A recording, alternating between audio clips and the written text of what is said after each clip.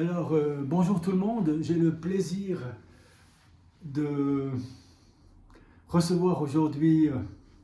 Qui reçois-je? Tu te Blaise. présentes rapidement. Blaise. Blaise Blaise Caron. Caron. Blaise Caron. Secrétaire régional du Nier-Valais. Pour le numéro 93 de MPCM. Et puis, il a répondu favorablement à cette demande qui inclut pour les invités la présence de 3 livres qu'il va vous présenter et nous expliquer pourquoi il pense que vous devriez également lire ces livres. Donc, voici le premier de Huysmans, À rebours. Le premier, À rebours d'Huysmans. Huysmans, tout le monde connaît Huysmans, c'était au début il était naturaliste avec Zola. Après, il a fait La Rupture, ça c'est le livre de La Rupture, où il explique la vie des esseintes, une personne complètement dépressive qui s'enferme chez elle et puis qui essaye de sensibiliser à tout ce qui est beau mais décadent. C'est vraiment le premier des esseintes, c'est le premier décadent. Et après, ça a été repris aussi par Mallarmé, où il y a des poèmes à des esseintes. Et c'est vraiment le livre qui vous fait adorer la langue française, parce que c'est d'une richesse, d'une précision dans le vocabulaire et tout. Et puis c'est vraiment un livre, si vous lisez quand vous êtes adolescent, vous vous reconnaissez, on est tous des esseintes, quoi. Je suis membre de l'association des amis de Huysmans. Chaque année, on se voit pour lui rendre hommage. Et c'est vraiment un livre que je recommande pour la beauté, la précision, la richesse du vocabulaire, d'une part, et puis aussi pour voir comment Huysmans bascule. Il a quitté les naturalistes. Ça, c'est le livre de La Rupture. Après, il écrira sur sa conversion. Il a fini converti, il a fini oblat. Alors, c'est clair que politiquement, je suis à 10 000 km de lui, mais si je pouvais écrire une ligne, rien que comme lui, j'aurais réussi ma carrière littéraire. Alors, j'avoue humblement que je n'ai jamais lu Huysmans. Et là, tu m'as donné envie peut-être à le découvrir.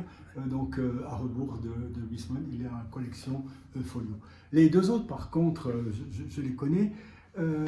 Alors, ce livre de Condorcet, un intellectuel en politique, des époux Badinter, Elisabeth et Robert Badinter.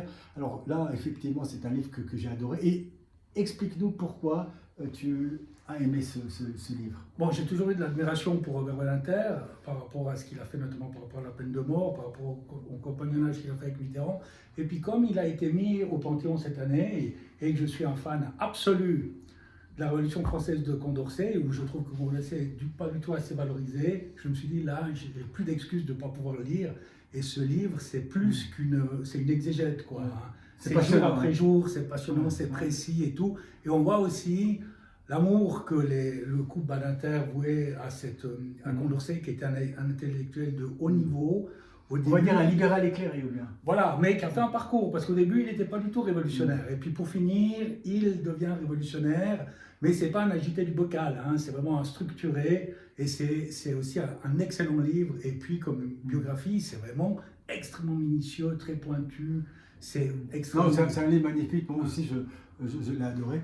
Et l'autre, alors que beaucoup d'étudiants ont lu, que j'ai lu, c'est beaucoup plus célèbre, on va dire, le manifeste du Parti communiste de Karl Marx.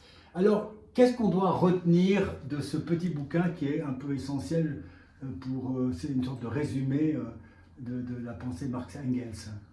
Alors effectivement, c'est vraiment ça, c'est un livre de formation, hein, comme il a été écrit en allemand, je l'ai lu en français, je ne vais pas m'étendre sur ses qualités littéraires, mais c'est vraiment un livre de formation, un livre qui place le débat, qui est le débat, il est toujours actuel, qu'on veuille ou non maintenant, malgré toutes les théories qui me disent ouais mais c'est plus compliqué, nanana, mais à la fin, il y a le capital et il y a le travail, et ça reste un combat entre les deux pour savoir comment se répartit la richesse qui est créée. Donc c'est vraiment un livre de formation qui doit être lu par toutes les personnes qui ont des prétentions politiques ou autres. Je m'aperçois qu'il y a une préface de Umberto Eco dans cette édition 10-18 que je n'ai pas lue. Ça me donne envie de le parcourir également. Alors, moi, la question que je pose à la plupart de mes invités qui sont ici, quand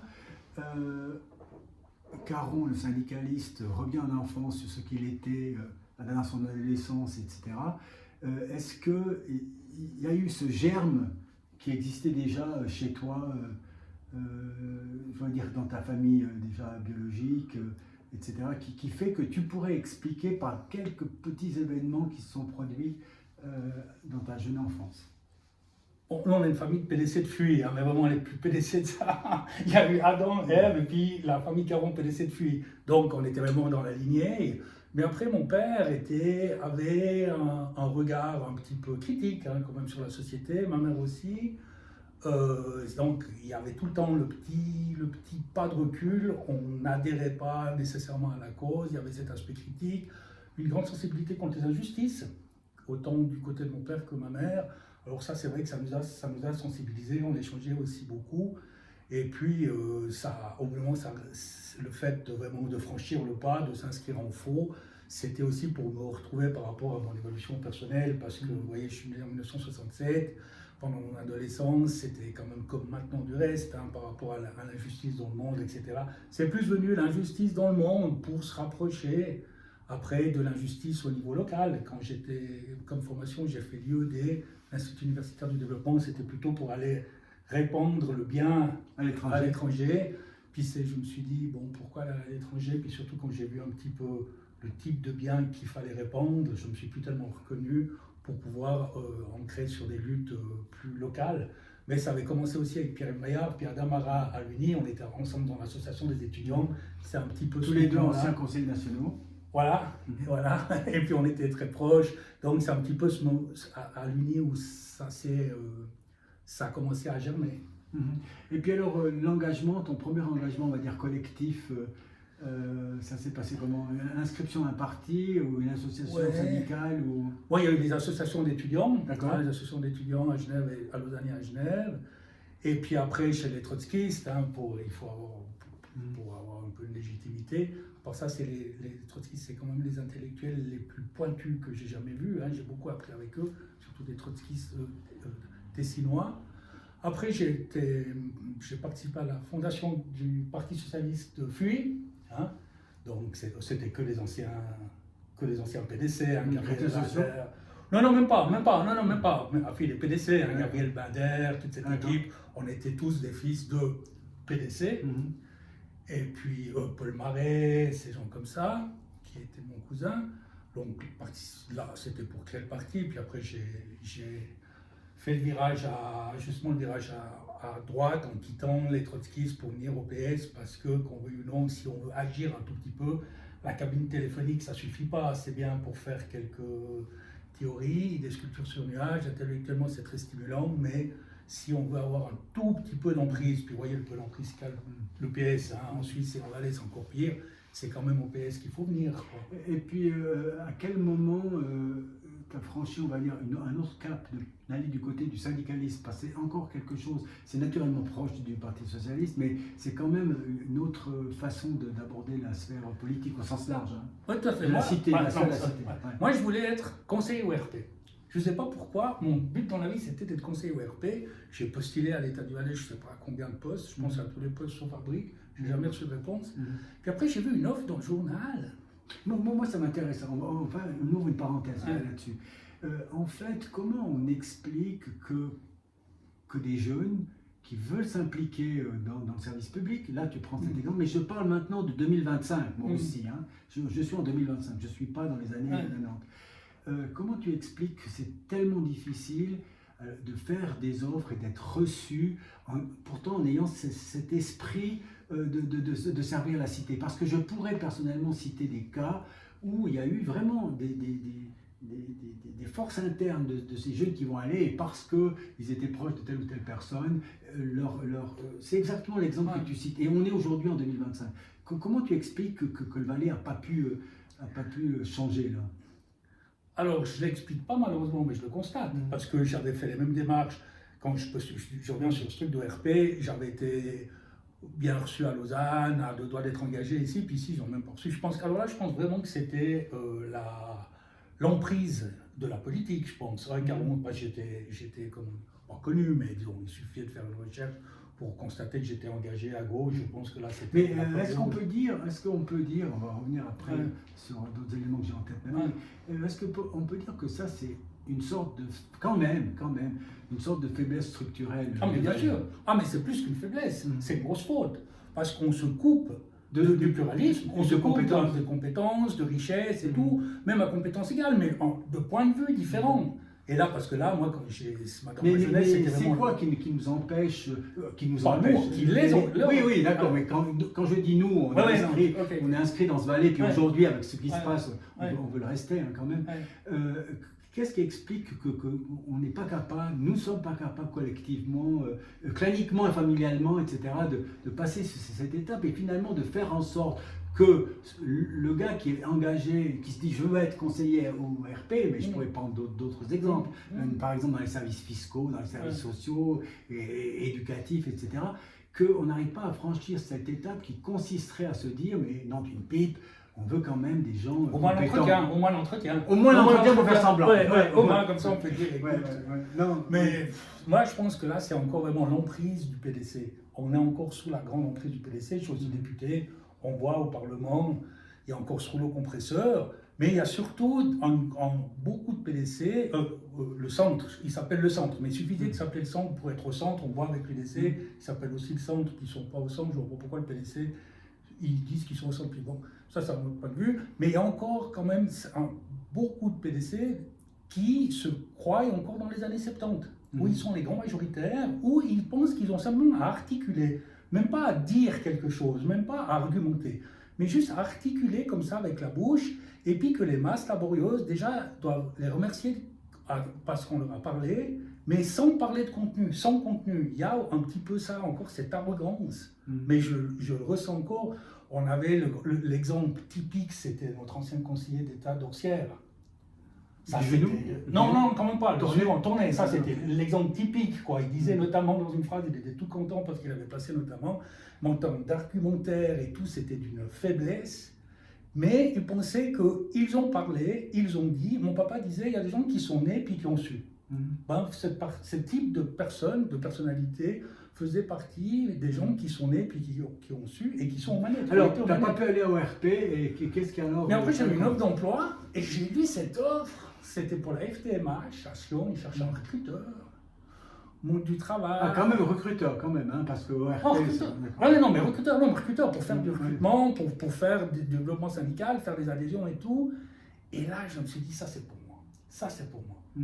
Il y a eu un appel quand même. Ah non, mais vous savez, des fois, vous dites, ça c'est pour moi. Là, je dis, ça c'est pour moi. Il parlait de conventions collectives, je ne savais pas ce que c'était les conventions collectives. C'est au début d'Internet, il est allé pour l'entretien. Oui, les conventions collectives sont très importantes et tout. Mais je me suis dit de pouvoir être dans du concret, dans du rapport de force, dans la justice sociale, dans de l'accompagnement, parce qu'il y a aussi des accompagnements de dossiers individuels. Là, j'ai senti que c'est quelque chose qui allait vraiment me correspondre. Vraiment. Mais à ce moment-là, tu t'es retrouvé sur quelque chose qui s'est passé dans ton adolescence ou bien pas du tout?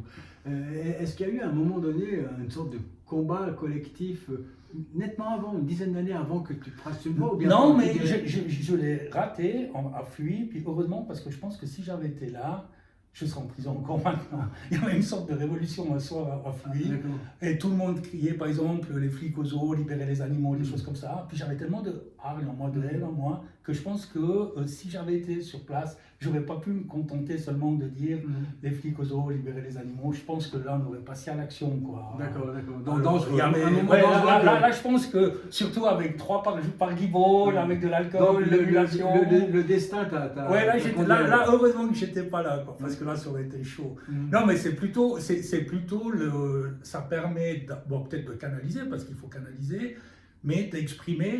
Vous savez, des fois, vous avez des valeurs qui sont. C'est pas tout le temps de l'ordre du rationnel. C'est un engagement que vous avez un peu dans les tripes, quoi. Vous dites, ah, mais ça, c'est pour moi, quoi. Et puis, alors, certes, moi, je ne veux pas faire de la psychanalyse de bas niveau, ni de féminin. Les féminins font ça bien mieux que moi. Mais la notion de justice, comme ça, c'est mon père disait. Donc, c'est quand même un signifiant qui t'a. Oui, mon papa disait tout le temps, Blaise, toi, tu devrais faire assistance sociale. C'est ça un peu qui me prie. Alors, mais il était très content quand j'étais. Puis alors, ton approche, alors tu rentres à FTMH et est-ce que tu t'es dit dans une pipe, c'est bien, ou c'est tellement lent, etc. Non, mais il y a différents niveaux. Tu as adhéré à ce job. Oui, parce qu'il y a différents niveaux. Hein. Quand j'ai commencé comme secrétaire syndical à monter.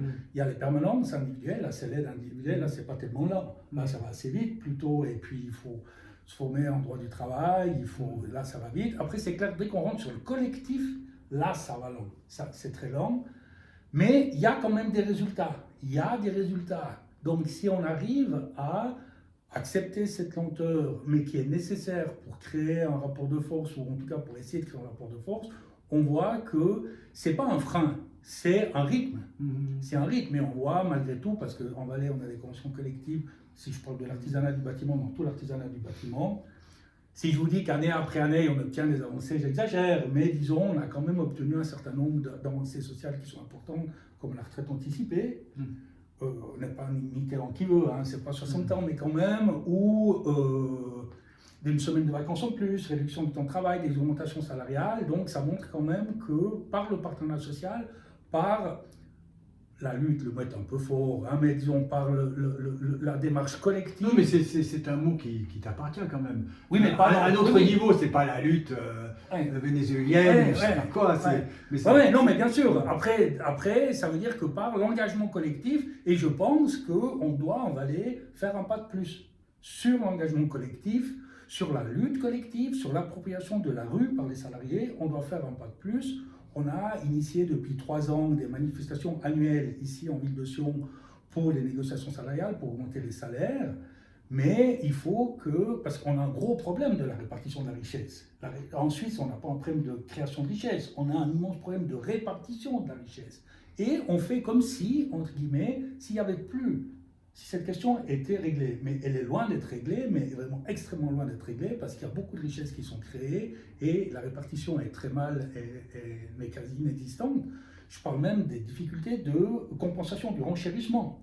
La première fois que j'ai négocié dans la chimie à Monter, vous négociez avec Syngenta et vous demandez le renchérissement, vous faites traiter de crypto-communiste. Je dis, non, attendez, le renchérissement, on doit négocier le renchérissement, vous voyez où on en est. Donc, ça montre qu'on doit faire un pas en avant. Et moi, j'ai comme objectif, avec mes collègues, de mettre la lutte collective à disposition des salariés valaisans beaucoup plus que ce qu'elle est jusqu'à maintenant. On a vu à Lausanne ce qui s'est passé. Il y a ce fameux argument, je comprends bien le discours. Il y a ce fameux argument qui revient notamment quand on regarde notre voisin français, en disant qu'à un moment donné, la captation du produit intérieur brut par des structures étatiques, ça doit cesser. Est-ce qu'on ne peut pas dire qu'en Suisse, on a trouvé une sorte de disons, je dirais, c'est pas l'égalité du tout, mais une sorte d'équité fiscale qui est assez... parce qu'on est quand même... non, mais il y a largement de quoi se servir encore sur les revenus, largement, mais largement. Et mais si on doit parler global aussi. Oui, mais global, oui, mais sur les hauts revenus, surtout sur les hauts revenus, il y a largement de quoi se servir. On ne peut quand même pas dire qu'en Suisse, les hauts revenus sont lourdement taxés. On peut dire beaucoup de choses. En tout cas, ils sont absolument pas taxés comme dans les pays voisins. Ça, on peut dire. Et puis, globalement, les pays... Non, mais attendez, il faut pas être que global. Regardons en Valais, on est un des cantons qui accueille malheureusement, parce que je trouve qu'éthiquement c'est indéfendable, qui accueille malheureusement un nombre industriel de personnes qui sont en forfait fiscal. Donc ces gens fuient leur fiscalité et nous, béatement, parce que ils vont nous donner quelques centaines de milliers de francs ou un des cantons les plus pauvres de Suisse. Oui, d'accord. Oui, mais ou entretenir une fondation à Lens, on les reçoit comme ça, alors qu'il n'y a aucun contrôle. Qu'on les reçoive au pire, pourquoi pas, mais au moins qu'on contrôle que les conditions sont remplies. J'ai posé plusieurs fois la question au Parlement, est-ce que vous faites des contrôles? Parce qu'il y a malgré tout des conditions pour pouvoir bénéficier du forfait fiscal. On me regarde comme ça, tout le monde rigole, le président du conseil communal de Verbier me regarde en rigolant, en disant « Mais t'es combien ils ont fait des contrôles? Ben on les perd !» Je veux en plus fier de ça. Donc il y a largement de quoi se servir chez ces gens, parce qu'il y a beaucoup de richesses qui sont dans leur poche. On te répondra en haut lieu que, évidemment, si on suivait ta logique, il y aurait effectivement des fuites de capitaux, de personnes, etc. Mais si l'objectif c'est l'acquisition d'argent, mais le trafic de drogue est très lucratif. Si on met complètement l'éthique de côté, pourquoi s'arrêter? On a 1 des cantons les plus pauvres de Suisse. Ouais, oui, d'accord. Oui, mais sur les hauts revenus, surtout sur les hauts revenus, il y a largement de quoi se servir. On peut très bien dire que à ça. Si l'objectif c'est de percevoir de l'argent, le trafic de drogue, le trafic d'armes et tout, c'est extrêmement lucratif. Donc on transforme nos vignobles en champs de... Mais pourquoi pas? Non, mais pourquoi pas? Non, mais je veux dire, cet argument seulement l'argument de la rentrée fiscale, de la captation d'argent, c'est un argument qui ne tient pas la route. On a une éthique, on doit respecter une éthique. Est-ce qu'on doit accueillir? On refuse d'accueillir chez nous des Par les requérants temps qui d'asile. courent, par les temps qui courent, le plus gros mot qu'on pourrait prononcer ici, ce ne serait pas éthique. Oui, ouais, que l'éthique en dot. Un truc comme ça, quoi. Oui. Mais faut voir. Oui, mais quand même, on refuse des requérants d'asile. Toi, tu refuse expliques des ça par le requérants système d'asile. économique?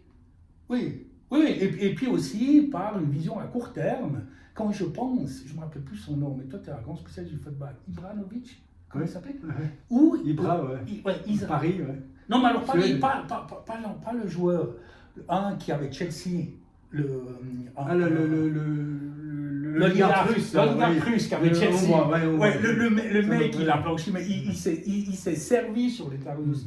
Et puis que l'État et que l'État du Valais avait préavisé favorablement son installation à Verbier. Non, mais je veux dire. Bon, s'il y en a un qui n'est pas étonné, c'est quand même moi. Là. Non, d'accord, non, mais quand tu parles d'éthique, non, mais tu vois où on en est, quoi. Alors, non, mais je pense que là, fiscalement, il y a largement de quoi servir, chez les entreprises aussi. Toutes les personnes qui disent que les entreprises, que je côtoie et qui disent que les entreprises ont des problématiques d'impôts et tout, moi je côtoie des entreprises du matin au soir, du soir au matin. J'ai jamais entendu la problématique de la fiscalité comme étant un point important. Alors c'est clair qu'après, si on lui dit, tu payes deux, tu veux payer un, l'autre, l'entreprise ne va pas dire non, mais s'il vous plaît, il faut que je puisse continuer à payer deux.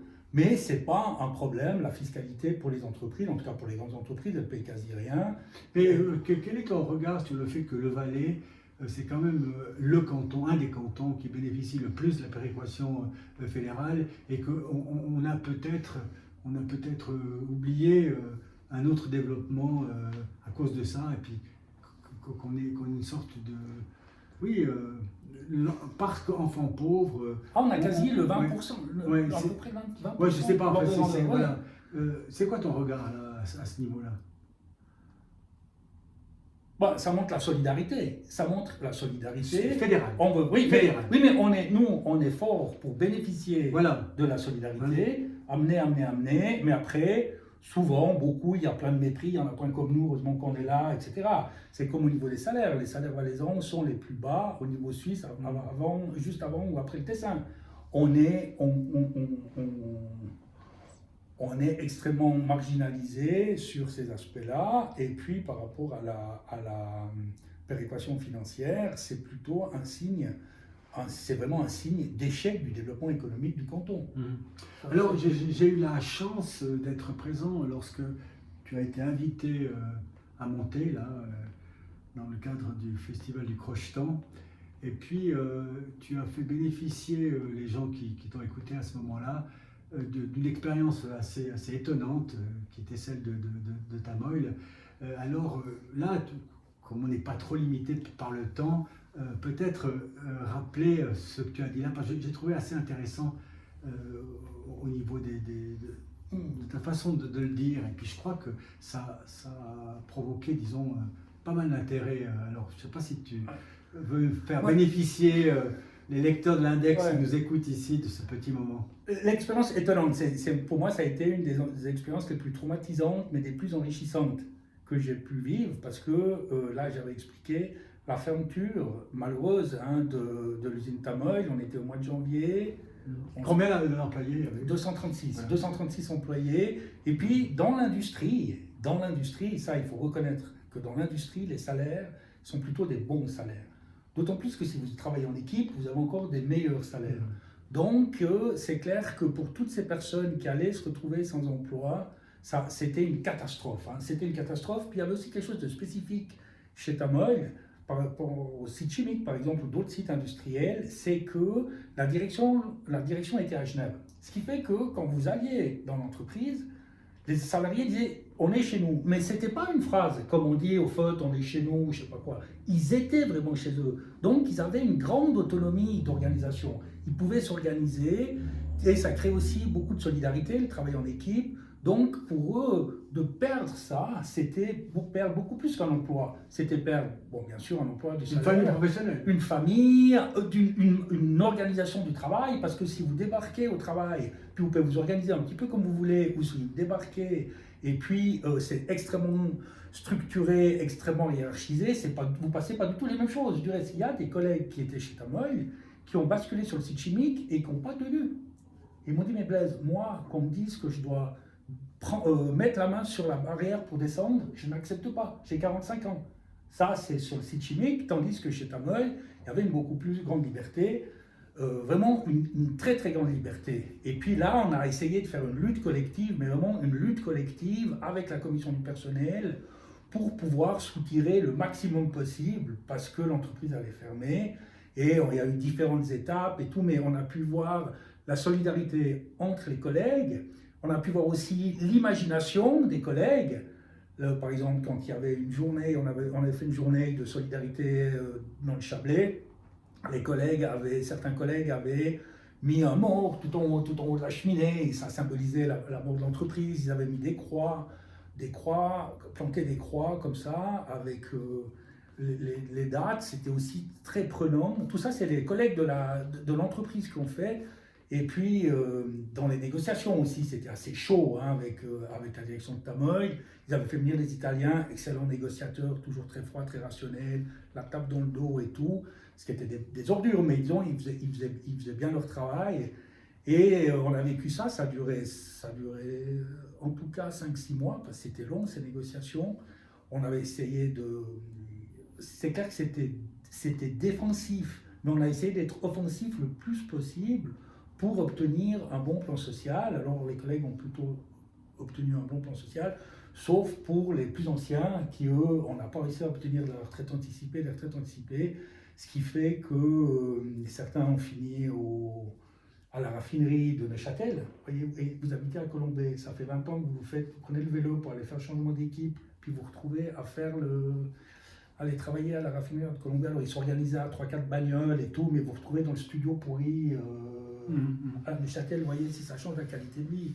Donc ça a été un grand échec, mais autrement comme expérience, parce qu'il y a eu une confiance, parce qu'on avait une convention collective, on connaissait la commission du personnel, on situait un certain nombre de collègues, mais quand on faisait des assemblées du personnel, à titre personnel, j'ai trouvé que la confiance que les gens nous faisaient, c'était quand même assez impressionnant, et puis aussi l'élan qu'ils nous donnaient, la force qu'ils nous donnaient, et ça c'était une expérience à titre humainement très forte, mais après, en termes de résultats, on n'a pas réussi à ce que l'entreprise ne ferme pas, quoi. Mais c'était une...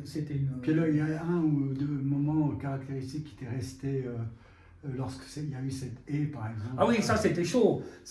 Mais ça c'était trop beau.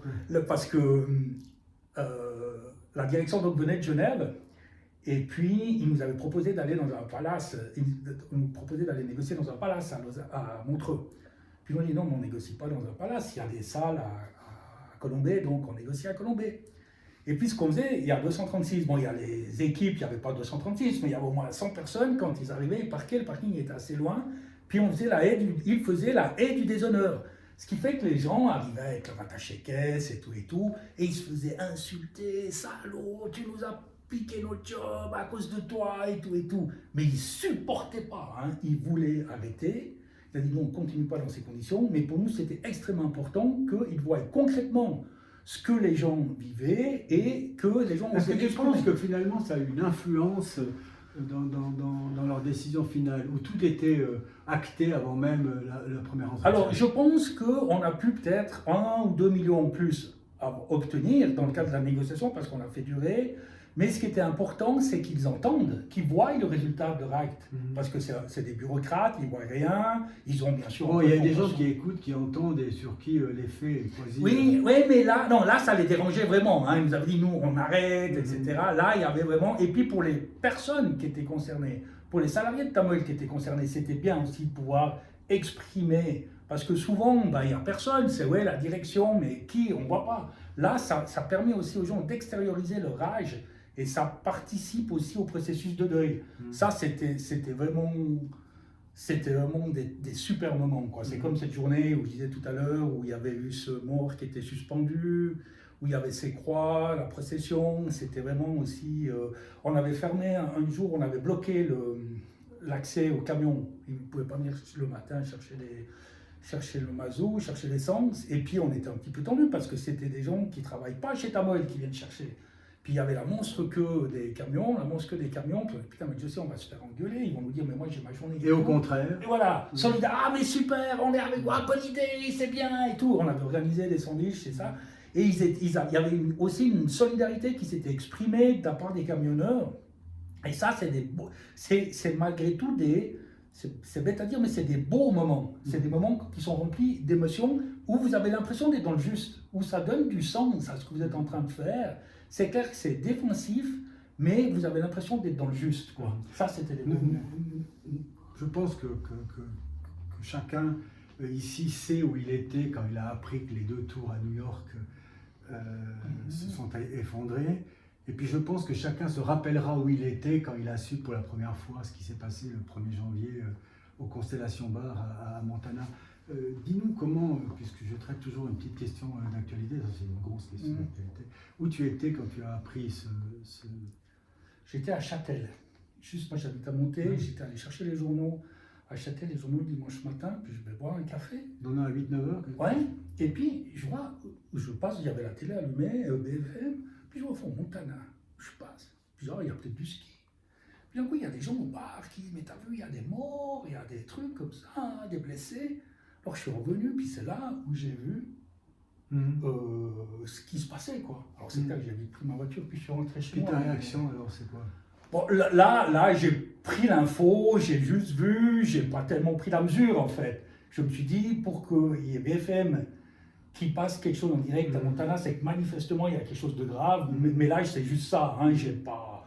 Si vous m'aviez demandé ce qui s'était passé réellement, j'aurais juste dit un événement grave, mais j'avais pas de... Est-ce qu'avec ton expérience, ton recul, ton âge actuel, tu peux dire que cet événement-là, il traversera les années de notre jeunesse pendant longtemps et qui restera une marque indélébile? Mais de notre jeunesse et du canton. Et du canton. Et du canton et des institutions du canton, des institutions communales, des institutions cantonales. Et bien sûr de notre jeunesse, aussi du monde du travail, parce qu'il y a quelques salariés aussi qui ont perdu leur vie. Non, mais c'est un événement du... Moi, c'est le plus tragique que j'ai... Oui, je crois qu'on est tous, d'accord là-dessus. Et comment tu as approché le ton extraordinaire de Mathias Reynard lorsque tu l'as entendu lors de cette cérémonie de commémoration? Un gars de gauche qui est président du gouvernement à ce moment-là et qui a montré, on va dire, une capacité à être avec l'événement. Moi, ce qui m'a impressionné, ce que j'ai plutôt admiré, c'est qu'il ne cache pas ses sentiments. Ça, j'ai trouvé, puis on voit bien sur le front, on voit bien qu'il se retient comme ça, pleurer. Ça, j'ai trouvé que c'était très beau.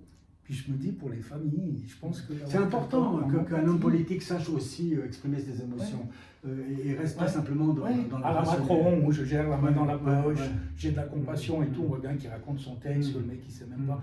Là, j'ai trouvé qu'il y avait vraiment...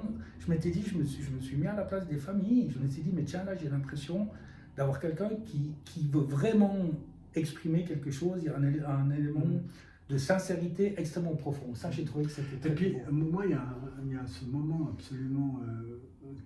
il y a un mot qui est ressorti de sa bouche que je trouve très important dans le monde politique, puisque là, c'est quand même un événement aussi politique, au sens polyclacité et gouvernementale, etc.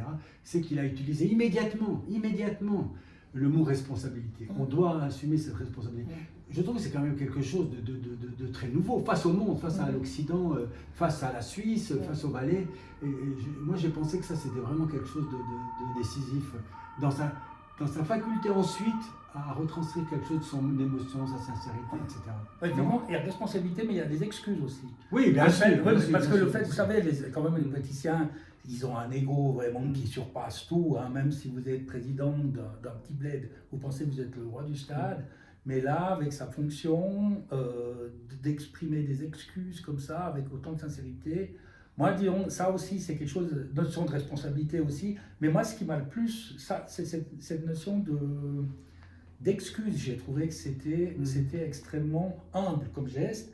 Puis j'étais à la commémoration de Matmark cette année. 63, combien c'était quand Les 60 ans. Les 60, donc ok. Cet été. Ouais, ok. Et là aussi, il avait présenté des excuses. Qu'un État, l'État du Valais présente des excuses, c'est très fort quand même. Parce que d'habitude, on cherche justement des excuses pour ne pas en présenter. Et là, je trouve que symboliquement, je trouve que ça démontre la carrure d'un homme d'État qui assume sa fonction, mais ça j'ai trouvé, et qui incarne plus qu'il assume. Et puis alors avec ton expérience ici, on te demande de juger là, sur cette jeunesse, est-ce qu'elle n'a pas été finalement formidable, encore plus que nous, elle nous a donné quand même une leçon au niveau des mots, au niveau des actes, qui est quand même incroyable, il faut leur dire, mais bravo. Ah, moi, ce que j'ai vu, parce que je suis resté scotché devant la télé, je pense comme tout le monde. Pas tout le monde. Hein. Non, tous ceux qu'on peut, en tout cas. Hein, moi, je suis. Mais t'es resté, en parenthèse, t'es resté scotché sur BFM, probablement. Oui, mais là où il y avait, disons, moi, j'aurais tellement regardé. Tellement, je vais exagérer, mais je peux m'attarder à regarder sur la. Je ne veux pas citer son nom, mais il y a un journaliste qui m'a téléphoné, il m'a dit, mais c'est pas croyable, la TF, soit c'est un événement mondial, soit ça l'est pas. Si c'est un événement d'importance européenne, etc., à ce moment-là, la RTS devait être présente. Mais enfin, ça c'est encore le journaliste continu, etc. On peut discuter. Mais toujours est-il que toi et moi, et puis bien d'autres personnes étaient devant BFM, parce qu'on s'est dit, on vit quelque chose de très important. Et puis là, justement, comme tu dis, l'expression des jeunes, mais la force, quand ils expliquaient la solidarité, les gens qui ont mis leur dents. Ça te parle beaucoup. Ah ouais, non, mais ça je trouve que c'est extraordinaire. Quoi. Mais alors après, quand on vient faire leur morale, putain, les mecs, ils ont filmé plus tôt bon. Hein, mais je pense que le plus important, c'est qu'on voyait comme ils avaient l'air d'être pris entre eux, comme ils revenaient après, j'ai trouvé que c'est un peu bête à dire dans des contextes comme ça, mais je trouve que ça a plutôt démontré qu'on a une belle jeunesse, remplie de valeurs. On parle beaucoup d'égoïsme et tout. Là, il y a un mot qui a dû te parler lors de la cérémonie, celui de Benoît Hémon, qui utilise d'emblée le mot solidarité. C'est ce que tu exprimes là. Je pense que le Valais aujourd'hui, il a cette responsabilité collective de chacun d'entre nous dans notre position. On a des positions différentes. On n'est pas pompier, on n'est pas policier, on n'est pas secouriste. Mais je pense que chaque citoyen, dans son petit rôle, il a quelque chose à exprimer, disons, pour que le Valais et la Suisse montrent quelque chose de différent au niveau des valeurs. Non? Oui, mais je pense qu'il a démontré. Parce que moi, j'ai juste un truc. On disait à l'époque, il y aura un avant et il y a eu un après Covid. Ça, c'est ce qu'on disait pendant le Covid. Mais sauf qu'il n'y a pas eu d'après-Covid. On a repris exactement comme en 14. J'espère que cette fois, parce qu'on dit tout le temps, il y aura un avant et puis un après Montana, j'espère que cette fois, surtout par rapport à la jeunesse, une partie de la jeunesse qui a été décimée, j'espère que ça ne restera pas des mauvins où c'est juste une formule et puis on laisse passer le temps puis on repart comme en 14. Parce qu'on nous a déjà fait quoi avec le Covid, il ne faudrait pas qu'on Quelle route pour qu'il y ait un avant et un après, quelle route? Bon, moi, je ne suis pas un spécialiste. Non, mais c'est de manière générale. Non, mais on n'est pas un spécialiste. Non, mais il y a des aspects de justice. D'accord. Des aspects de justice. Après, il y a des aspects de... Donc, ça veut dire qu'on doit maintenant démontrer qu'au niveau de justice, on est capable de faire quelque chose. Bien sûr. Ensuite. Mais ça, c'est aussi par rapport... Je le fais par analogie à Matmark. Avec Matmark aussi, il y a eu des problèmes par rapport à la justice. Où la justice valaisanne, au sens large du terme, avec la Souva et tout, on ne s'en sort pas grandi. Je ne veux pas retirer la couverture vers les travailleurs parce qu'ils étaient de loin minoritaires. Mais là, il faut que la justice fasse vraiment son travail de manière exemplaire. Après, moi, il ne faut pas me demander qu'est-ce qu'une justice. D'accord. Mais il y a la justice, après, il y a les aspects politiques. Il faudra voir au niveau cantonal, au niveau communal, voire au niveau fédéral. Quid? Qu'est-ce qu'on fait de cette... Est-ce qu'on est dans une société, au niveau institutionnel, laxiste? Finalement, une sorte d'enfoutisme... Mais c'est pas l'impression que j'ai. Sous-cutané, non? Moi, je suis au Parlement depuis. Je suis dans ma 3e législature. C'est pas le terme que j'utilisais. Je pense pas qu'en tout cas, c'est pas ce que je constate. Je n'ai pas l'impression qu'on est dans une société laxiste. Je vois dans le cadre de mon travail, par rapport au contrôle du travail noir. Quel qualificatif tu utilises? Je ne trouve pas qu'on est dans une société laxiste. On est dans une société. Parce qu'il y en a ceux que j'ai rencontrés justement de préparer quelqu'un me dit mais de toute façon c'est un accident du destin. On peut dire quand même que c'est pas ça. Ce 1er janvier. Oui, mais je pense que les personnes qui disent ça sont c'est dire un petit peu n'importe quoi. Ah, on est d'accord. Non, mais bien sûr. Non, mais ça c'est être laxiste de dire ça. Ouais, c'est okay. clair, ou bien que c'est anarchiste de droite. Ouais. On fait rien, puis après on constate. Non, mais alors moi, je ne considère pas du tout qu'on soit dans une société laxiste, mais il faut qu'on soit dans une société lorsqu'il y a des normes, ça a été exprimé par d'autres beaucoup mieux que moi, lorsqu'il y a des normes, lorsqu'il y a des lois, il faut qu'elles soient appliquées, il faut qu'elles soient respectées, il faut qu'il y ait des sanctions qui tombent. Mais alors... Parce qu'autrement, non mais juste, c'est important, parce que si vous êtes un salarié, je ne veux pas faire les grands contre les petits, des choses comme ça, mais il faut être aussi sûr que la justice passe à la même hauteur pour tout le monde. Parce qu'autrement, ça peut vraiment créer des sentiments, même plus que des sentiments d'injustice, si on a l'impression, je suis grossier dans mon expression, où eux seraient protégés, mais tandis que nous pas. Vous voyez, parce que je veux dire, si vous faites crocher un samedi matin, travailler au noir, et puis vous prenez une amende, donc il n'y a aucune raison, puis c'est une infraction. Quand il y a une infraction, en principe, il y a des sanctions. S'il y a des infractions, il faut que ces sanctions s'appliquent. Mais a priori, moi, j'ai Donc pas... le respect de l'état de droit et la responsabilité institutionnelle, c'est quand même des notions qui te parlent. Oui, qui sont essentielles. Mais c'est ça l'état de droit. Parce qu'autrement, on n'est plus dans un état de droit, on est dans un état de... Ben, disons que quand on voit ce monde aujourd'hui... Oui, mais disons, on est ici, on est en Valais, on a quand même de l'emprise. Parce que si nous, en Valais, on n'a pas d'emprise sur les choses, où est-ce qu'on aura de l'emprise? Parce que moi, je suis favorable, je suis pour le Venezuela, mais je peux faire 25 manifs. Je suis pour l'Iran à fond. Je trouve que le peuple iranien, maintenant, a un courage extraordinaire. Mais d'une fois que pour la Palestine, c'est la même chose. Mais d'une fois que j'ai dit ça, je suis dans la posture.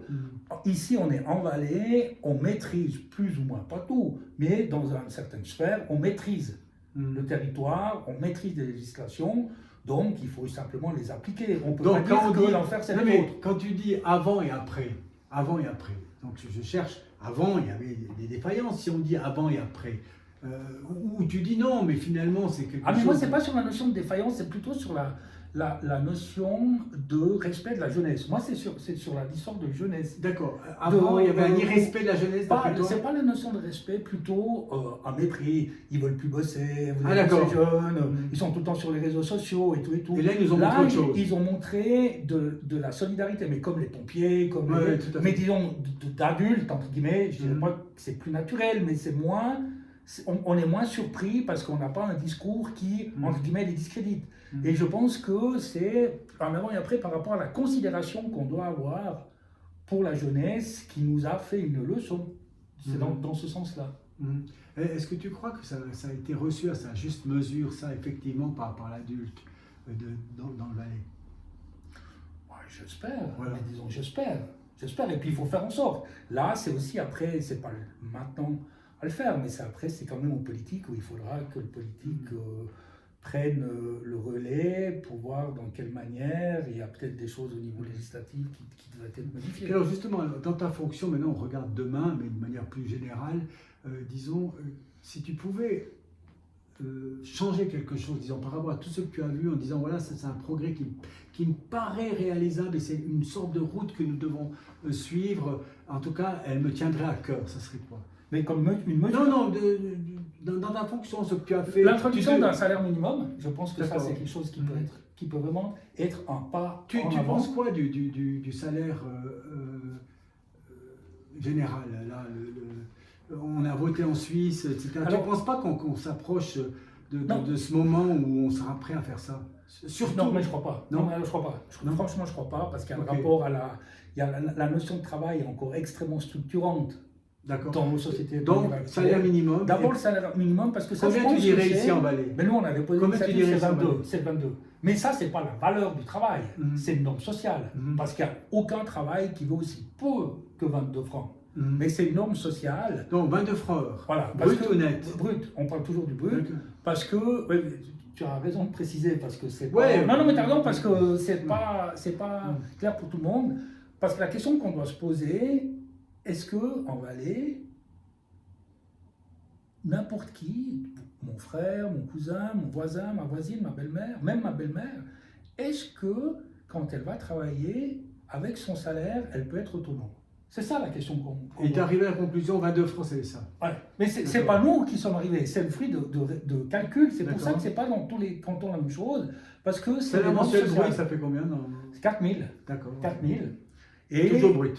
Toujours brut, ouais. Et c'est ça. Est-ce qu'une personne doit pouvoir subvenir à ses propres besoins? Si on pense que c'est oui, ben on vote favorablement au salaire minimum. Si on pense que les emplois doivent être subventionnés par nos impôts, ben on vote non. C'est vraiment une question de société. Et aujourd'hui, alors tu dirais, c'est quoi la population en pourcent? Alors c'est entre 8 et 10%. Donc 10% de gens qui sont en dessous de 22 francs. Voilà. De 22 francs, voilà, qui travaillent et qui sont en dessous de 22 francs. Et qui travaillent. Oui, on parle bien sûr, on parle de salaire, hein, pas de subvention, alors, de salaire, qui travaillent et qui sont en dessous. Et quelles professions, d'après toi, sont touchées majoritairement? Les services? Les services, les soins à la personne. Les soins à la personne. Les soins à la personne. À la personne directe, pas dans les établissements hospitaliers? Oui, mais manucure, coiffure, et des professions qui utilisent beaucoup de main-d'œuvre peu qualifiée, voire pas du tout qualifiée, et issues de la migration, mais qui sont essentielles. Dans le bâtiment aussi? Non, dans le bâtiment pas. Dans la construction artisanale du bâtiment, là on avait des conventions collectives, puis on est beaucoup plus haut, puis avec un 13e salaire, etc. On a vraiment beaucoup plus. C'est vraiment les soins à la personne, quelques types d'activités dans l'hôtellerie-restauration. Ça, c'est cuisine, les aides-cuisine, voilà, ce genre de trucs. Ça dépend. On ne peut pas généraliser, mais c'est dans ces types de secteurs-là. Voilà, c'est vraiment les services comme ça, le nettoyage industriel, les blanchisseries industrielles, le nettoyage, les entreprises de nettoyage. Là, c'est des entreprises qui, quand vous... Oui, j'ai un client récemment qui m'a dit, mais le pire travail qu'il peut y avoir ici en Valais, c'est dans les blanchisseries. Il dit, tu ne te rends pas compte au niveau de la souffrance, de l'empêchement physique, la chaleur, avec tout ce qui se passe, des conditions salariales qui sont souvent... et alors que c'est une activité qui est assez décisive. Oui, mais c'est ça on disait tout le temps, je te rappelle avec le Covid, c'était quoi les premières lignes ou je ne sais pas quoi, tu sais. C'était les soins, ça c'est les soins. Ouais, oui, mais c'est un peu le même type, c'est le même type de service. Si vous enlevez, par exemple dans l'hôtellerie, on a un canton de tourisme, si tu enlèves les blanchisseries industrielles, il n'y a plus un drap qui est changé, il n'y a plus une four d'oreiller qui est changée dans aucun hôtel dans ce canton, que ce soit l'auberge de jeunesse ou le 5 étoiles. Donc c'est vraiment des prestations qui sont essentielles pour le fonctionnement des Donc toi tu dirais une initiative pour un salaire minimum en Valais de 22 francs, c'est quelque chose qui te paraît là, je pense qu'on aurait avancé. Politiquement réalisable. Alors je suis raisonnablement optimiste. Pourquoi? C'est l'initiative sur la 13e rente AVS qui m'a fait changer. Si on avait voté il y a 15 ans en arrière, ou 10 ans, impossible. T'es d'accord, hein, on aurait perdu, ça aurait été, on discute. Et aujourd'hui, c'est Et aujourd'hui, même en Valais, ça passait. Je me dis, si ça passe, on a l'impression que ça bouge un tout petit peu. Aussi, l'initiative sur le payer le maximum de 10% de son salaire pour les primes d'assurance maladie. En Valais, ça passe. Pour que ça passe, c'est que manifestement, la question du revenu, des bas revenus, c'est une question qui touche tout le monde de manière directe ou indirecte. Alors, je ne dis pas que ça va être la Bérésina 70-30, mais je pense que la dernière fois, quand on a voté, on avait fait 20%. Là, je pense qu'on peut vraiment, si on fait une bonne campagne, si on arrive à trouver des arguments, mais c'est pas tellement, pour moi, c'est pas tellement, on n'est pas sur du rationnel là. Mais moi, je pense pas qu'on fasse de la politique avec des arguments rationnels. Je pense que c'est beaucoup les tripes qui parlent, et puis je pense pas qu'on forge notre opinion sur des arguments rationnels. Je pense que c'est d'abord par le ressenti, puis après on l'intellectualise, parce qu'on veut pas passer pour pas un intellectuel. Ouais. Je voudrais passer la fin de cet entretien sur autre chose qui me paraît aussi décisif pour la solidarité, c'est l'immigration, etc. Qu'est-ce que tu voudrais dire à ceux, parce que naturellement on voit ce qui se passe en Europe, etc. Qu'est-ce que tu voudrais dire à ceux qui doutent tellement de l'enrichissement que peut nous amener, mais au sens complet du terme, l'étranger? La Suisse est quand même 27-30% d'étrangers, etc. Et puis là, on est dans un temps de restriction. Non, mais il y a deux choses. Moi, j'ai rien à dire à l'Europe ni à la Suisse. Mais j'ai tout à dire à la votation qu'on a faite sur la Constitution valaisanne. D'accord, parlons de ça alors. Non, mais parce que là, ça a été la pire des choses. Parce que jusqu'à maintenant, on pouvait dire aux personnes qui avaient le permis C, écoute, c'est normal, tu n'as pas le droit de vote parce que nous, on a une Constitution de 1905. On pouvait au moins le justifier comme ça. Mais maintenant, avec le vote qu'il y a eu sur la Constitution, où le fait de l'octroi du vote des permis C, ça a été encore moins que le vote pour la Constitution au sens là, ça a été l'expression d'un mépris pour tous les gens qui travaillent en Valais et qui font le Valais du jour après jour, dans tous les secteurs d'activité. Construction, artisanat du bâtiment, les services, l'agriculture, tous les soins. Mais tu n'as pas trouvé que ces accords, on va dire, clanico-politiques qu'il y a eu... Ah, j'ai trouvé indécent, la part du PS. Ah, d'accord, la ok. part du PS de dire... Ah, d'accord, ok. Puis moi, j'ai même eu des mecs qui m'appellent, des gens qui m'appellent. Là, écoute, on fait en 2 temps. On fait le truc, on enlève le permis, puis on revient dans 5 ans. Je dis, mais putain, tu crois que ceux qui ils ont voté... J'ai dit, mais vous... J'ai trouvé que ça, c'était indécent de la part des forces de gauche. C'est soit... Je crois que ça correspondait un peu à ce mot magouille. Je sais pas, moi j'ai ressenti ça assez fort, parce que c'était un peu le final là, de cette constitution qui a ensuite été un échec. Ah, moi j'ai pas vu ça sur le magouille, je me suis non, dit... mais magouille dans le sens une bouillabaisse, je sais pas comment dire. On n'a pas voulu clarifier les choses. Ouais, là, les forces de gauche n'ont pas été courageuses. Ouais. Elles ont voulu prendre 2-3 trucs qu'elles avaient des aspects symboliques, qu'elles auraient pu avoir, des trucs comme ça, pour dire nous on a fait... Ouais, ils ont voulu balancer tout ça. Ouais, mais de dire, ok, mais là, pour donner plus de chances pour que on puisse dire j'ai participé à la nouvelle constitution, qu'on sacrifie les permis C, ça, j'ai trouvé que c'est ça qui s'est passé. Ouais, bien sûr. Et puis, quand c'était M. Favre, le conseiller d'État, puis j'ai dit, mais vous avez vraiment fait. Vous ne vouliez absolument pas que les permis C aient le droit de vote.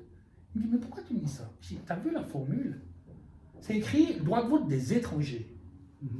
Mais la question, c'était pas le droit de vote des étrangers, c'était les permis C. Parce que moi, si j'habite à Saint-Gingolph, je peux tout à fait trouver normal de ne pas donner le droit de vote aux étrangers si je considère que les étrangers sont les requérants d'asile qui sont là. Mais si on avait... Et il m'a dit, tu sais quoi? Ah mais c'est le premier qui me fait la réflexion. Je me suis dit, ouh là là, j'espère qu'il fait un gag, quoi. Puis alors, on sort complètement de sujet, si tu as un disque qui t'a marqué, une musique, un morceau... Radioactivité de Kraftwerk. Encore maintenant, quoi. Encore maintenant. Radioactivité. Ah oui, ça j'écoute du matin au soir, du soir au matin. J'écoute encore maintenant. Alors Blaise, merci pour ce moment. C'est moi qui te remercie. Merci.